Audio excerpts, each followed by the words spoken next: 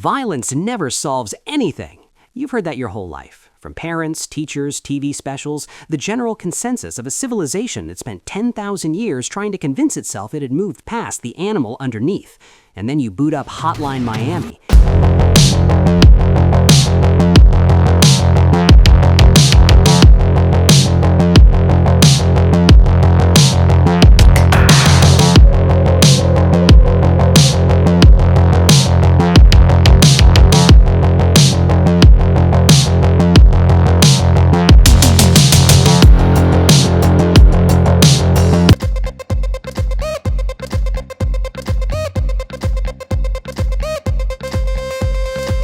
And violence solves everything. It's the only language, the only currency, the only tool. You walk into a building and the objective is simple in a way that almost nothing in your actual life ever is.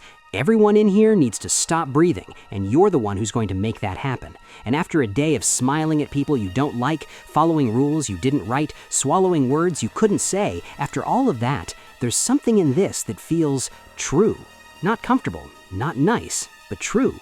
Today, we're not going to pretend that's a problem. We're going to figure out what it actually is, what's happening psychologically when we sit down with a game built entirely around stylized brutality and feel, when we're done, not worse, but somehow cleaner. This is not a defense that apologizes for what it's defending. Hotline Miami is a violent game. So is Katana Zero. So is Doom. And that violence is the point, not incidental to the experience, not something to excuse, but the specific mechanism through which these games do something real. Let's talk about what that something is. Before we get into the psychology, let's make sure we're talking about the same game, because Hotline Miami is frequently misunderstood by people who haven't played it, and sometimes by people who have. On the surface, the description sounds like a parody of violent games. You play as an unnamed man in Miami in 1989, you receive phone calls, the phone calls direct you to locations, you go to those locations and kill every person inside. You wear an animal mask while you do it. The soundtrack is aggressively synth-driven. The pixel art makes blood look like spilled paint. That's the surface. Here's what's underneath. Hotline Miami is, mechanically, one of the most demanding games of the last 15 years. Every room is a puzzle, not in the abstract narrative sense, but in the immediate high-stakes sense of, there are 20 people in this building, they can kill you in one hit, and you need to figure out a sequence that lets you reach all of them before any of them reach you. You will die. Constantly. This is not a power fantasy in the conventional sense. There's no health bar and deplete slowly. There's no second chance built into the encounter. You make one wrong read on the position of one enemy, and you're looking at the death screen again. Restart. Immediately. Same room, new attempt. This matters because it means the game doesn't let you be passive. You cannot grind your way through. You cannot over-level. Every single death is a data point. That angle doesn't work. That sequence doesn't work. That weapon in that doorway creates a problem you didn't account for. You are constantly learning, adapting, building a mental model of a space until you can move through it with enough speed and precision that it starts to feel inevitable. And when a run finally clicks, when you find the sequence and execute it, there's this specific kind of satisfaction that is genuinely difficult to describe to someone who hasn't experienced it. It's not relief exactly.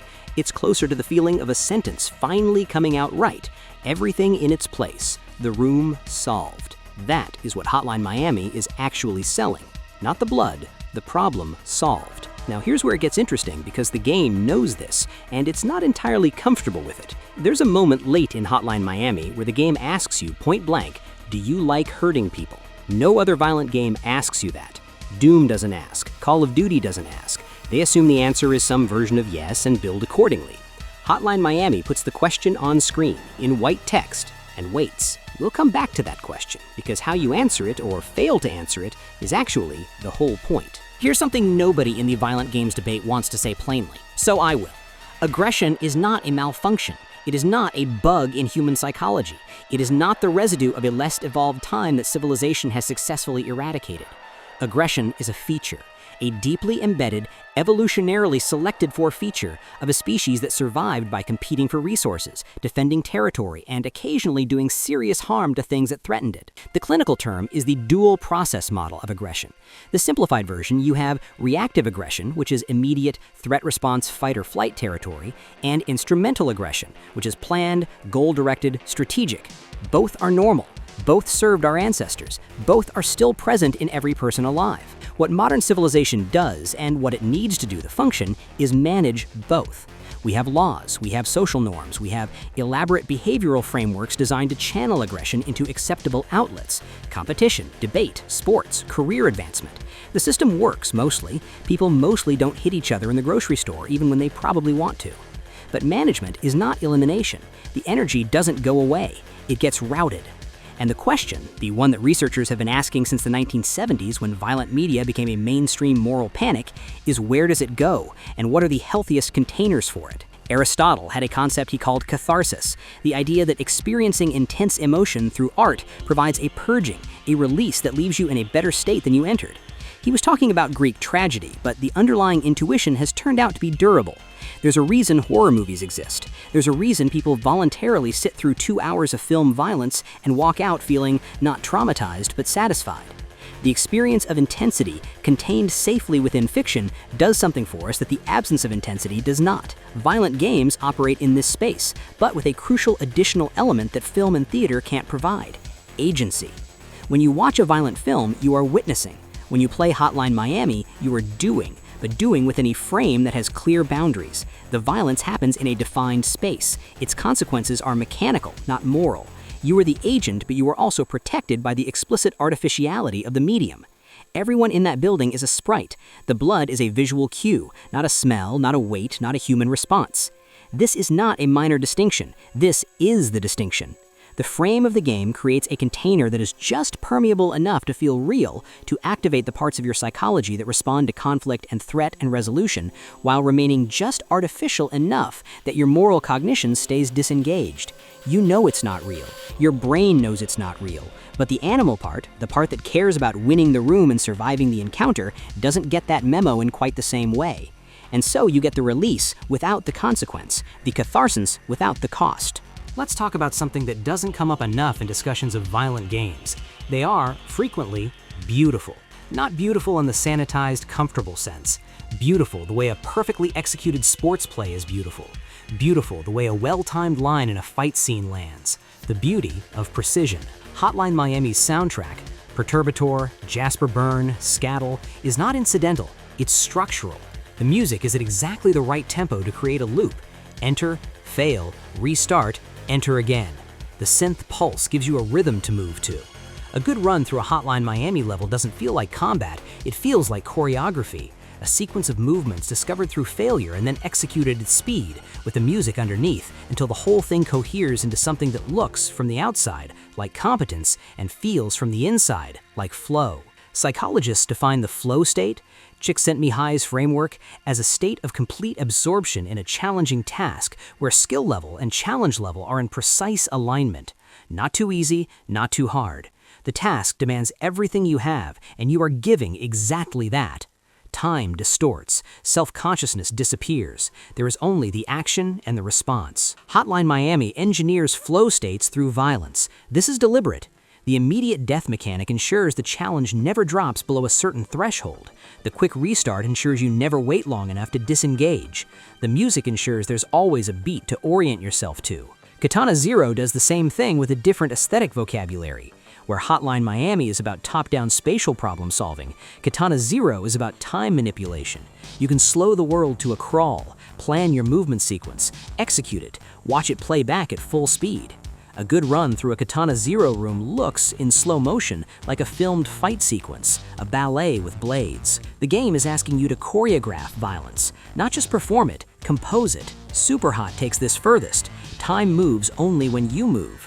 Every encounter becomes a three-dimensional puzzle that you solve in real-time slow motion, finding the sequence through geometry and reflex. The stylized, abstract visual language, white environments, red enemies, no blood, just geometric shatter, strips the violence of everything visceral and leaves only the structure. These games are proof that what draws people to violent games is often not the violence itself, but what the violence carries: challenge, rhythm, mastery, flow. The violence is the medium. The message is the sensation of operating at full capacity in a defined space with clear rules and immediate feedback. And that sensation is genuinely rare in adult life. Most of the actual challenges we face are ambiguous, slow-moving, and resistant to clear resolution. Hotline Miami gives you a problem with an answer. It gives you feedback in real time. It gives you, when you finally solve a floor you've been stuck on for 40 minutes, a specific kind of satisfaction that is proportional to the difficulty. The blood is almost beside the point. Almost. We need to go back to that question. Do you like hurting people? Hotline Miami puts this on screen in Chapter 11, one of the game's most disorienting sequences where the fourth wall starts to crack and the game begins addressing you, the player, directly. Not Jacket, not the character. You. Most games about violence never ask this. They're in too much of a hurry, or they assume the question doesn't need to be asked, or they're afraid of the answer. Hotline Miami asks it because the whole game is built around the discomfort of not having a good answer. Here's the distinction the game is trying to surface, and it's subtle enough that I want to be careful about how I phrase it. There is a difference between enjoying the mechanics of a violent game and enjoying the suffering it depicts. This sounds obvious. It isn't always. When you replay a room in Hotline Miami, what exactly are you enjoying? When a run finally works, when you clear the floor in one continuous chain and the score screen tallies it up, what is the source of the satisfaction?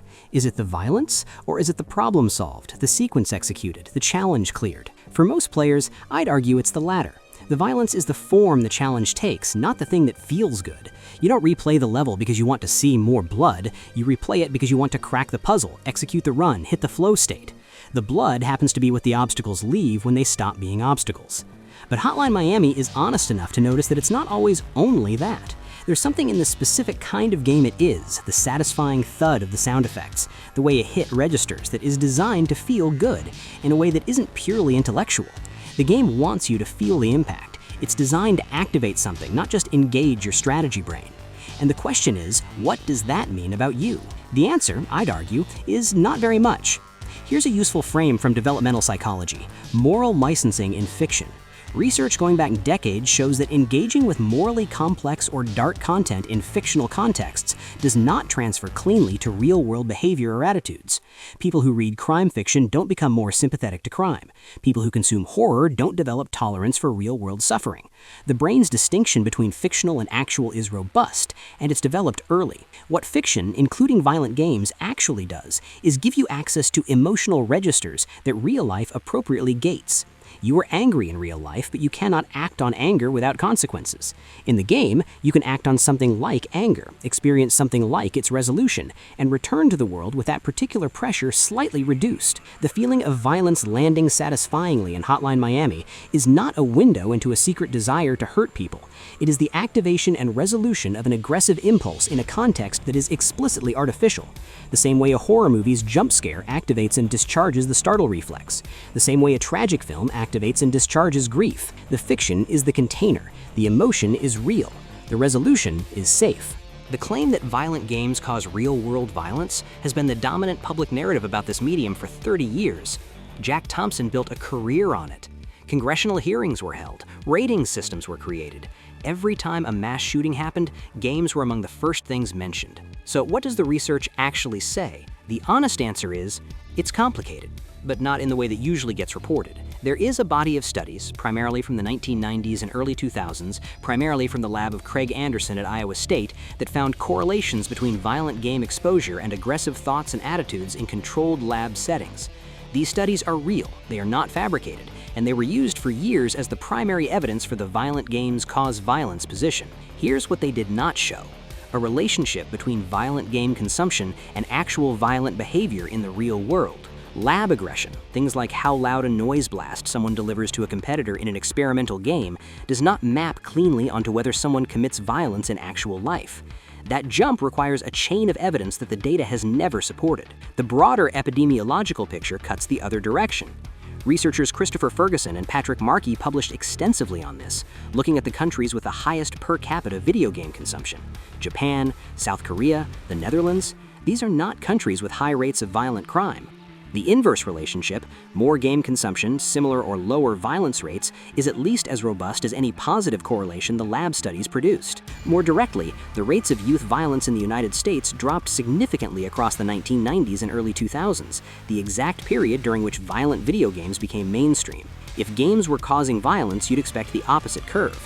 The curve ran the other way. The 2020 meta-analysis and psychological bulletin, one of the most comprehensive looks at the data to date, found no reliable evidence of a long-term relationship between violent game exposure and real-world aggressive behavior. This is not a case where the science is split 50-50. The weight of evidence points clearly away from the game's cause violence hypothesis, while acknowledging that the lab findings on short-term attitude shifts are real, but limited in their practical implications. What the research has found in some studies is a catharsis effect, reduced aggression in daily life among people who use violent games as an outlet. This is not a universal finding, and it's contested, but it exists in the literature, and it maps onto the intuition of millions of players who report feeling genuinely calmer after a session of Hotline Miami than they did going in. Real violence has causes that are well documented: poverty, trauma, social isolation, access to weapons, substance abuse, untreated mental illness. These are difficult, expensive, structural problems. A teenager playing a video game in his bedroom is not meaningfully on this list. The moral panic about violent games has always been, in part, a search for a simple cause for a complex problem. It feels like it should be connected. The logic seems to track, but the data doesn't support it, and at some point, intellectual honesty requires following the data. I want to end on the game itself, because Hotline Miami deserves more credit than it usually gets for what it's actually doing. The masks. You choose one before every mission. Each one has a different ability, a different way of making violence more efficient, more elegant, more specialized. Bear, tiger, pig. The game doesn't explain why, you just choose.